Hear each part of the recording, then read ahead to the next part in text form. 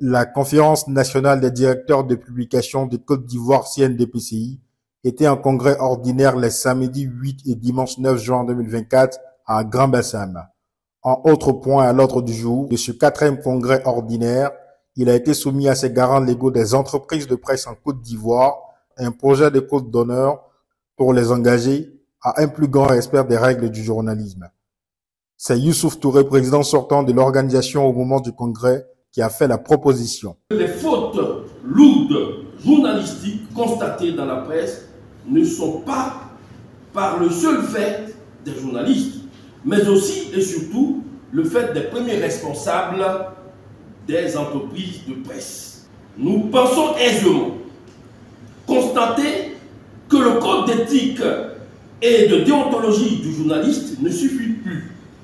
Il faut aussi édicter un code d'honneur des patrons de presse de Côte d'Ivoire, dont les maillons essentiels dans la loi sont les directeurs de publication. C'est pourquoi ce code... Représentant le ministre de la Santé Pierre Demba, parrain du congrès, Louise Bernard Eoui a salué une telle démarche. Le ministre me charge de vous féliciter. Vous féliciter pour la prise de conscience. Le fait de se réunir en congrès veut dire qu'on est conscient de l'importance de notre rôle dans la société et nous aimerions bien faire. Monsieur le ministre vous souhaite vraiment un congrès parfait.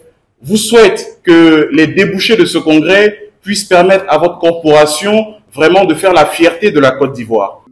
Le congrès avait pour thème du code d'éthique et de déontologie des journalistes professionnels au code d'honneur des directeurs de publication de Côte d'Ivoire, quelle perspective en faveur du développement de la Côte d'Ivoire. Les membres statutaires ont décidé que ce code fasse l'objet d'un débat approfondi lors d'un congrès extraordinaire ultérieur. Certains ont salué l'idée. Nous sommes dans une situation économique délétère. Il est important dans une telle situation qu'il y ait un code d'honneur qui puisse aider les gens à ne pas dévier en toute situation qui se présente à eux, mais à s'accrocher résolument aux critères qui ont été bâtis par nos devanciers dans le milieu de la presse. Ça, c'est très important. Il y a eu un combat, nous avons acquis beaucoup de choses. Nous avons acquis, par exemple, la convention collective. Nous avons acquis la liberté en dépénalisant les délits de presse.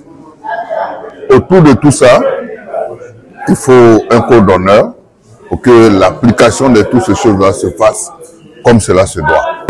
C'est vrai, il y a un code de déontologie pour les journalistes que nous sommes, mais tout intérêt aussi à avoir un code d'honneur qui les engage moralement dans l'exercice de leurs fonctions. Donc je crois que le congrès auquel nous participons aujourd'hui pour élaborer un code d'honneur pour les directeurs de publication a tout son sens. Et j'invite les autorités nationales de la presse à s'en approprier et à en faire large diffusion, afin que tout directeur de publication, quel que soit l'organe, qu'il soit du pouvoir ou bien de l'opposition, même des organes de toute autre inspiration idéologique, sache que au-delà de l'aspect juridique, il y a tout intérêt à mesurer et à contribuer efficacement à la paix et à la démocratie dans ce pays. Ce 4e congrès a été placé sous le sceau de la cohésion retrouvée et de la relance des activités de la CNDPCI.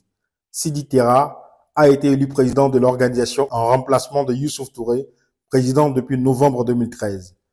Le congrès ordinaire devait aussi permettre un profond toilettage des textes, mais cela a été mis au calendrier du prochain congrès extraordinaire. Seuls les articles 5 et 7 ont été légèrement modifiés. L'article 5 acte la création d'un conseil consultatif, tandis que l'article 7 fait passer de 3 à 6 le nombre des membres du conseil d'administration.